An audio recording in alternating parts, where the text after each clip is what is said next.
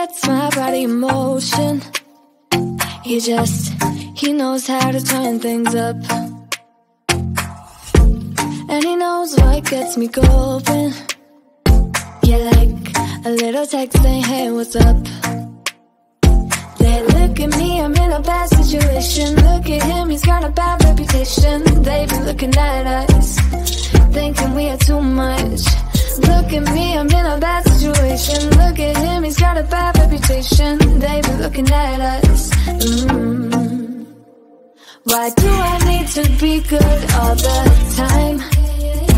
I'm wrapped around his finger, but he is mine. Don't care what they say, too late anyway. Why do I need to be good all the time?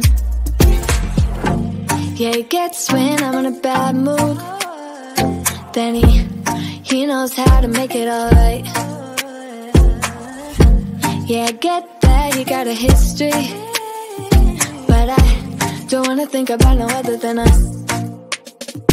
They look at me, I'm in a bad situation. Look at him, he's got a bad reputation. They be looking at us, thinking we are too much.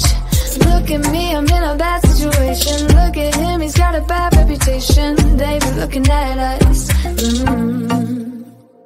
Why do I need to be good all the time? I'm wrapped around his finger, but he is mine. Don't care what they say, too late anyway. Why do I need to be good all the time? Nah, nah, nah. No drama, no drama, yeah. Nah, nah, nah. No drama, yeah, yeah. Nah, nah, nah. No drama, yeah. Nah, nah, nah.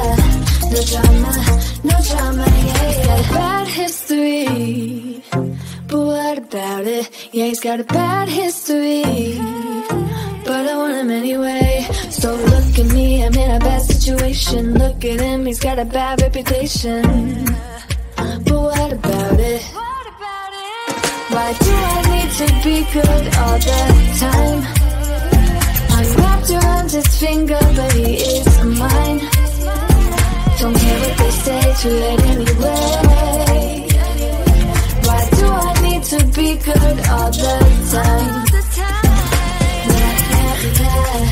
No drama, yeah. Nah, nah, nah. No drama, yeah, yeah. Nah, nah, nah. No drama, yeah. Nah, nah, nah. No drama, yeah, yeah.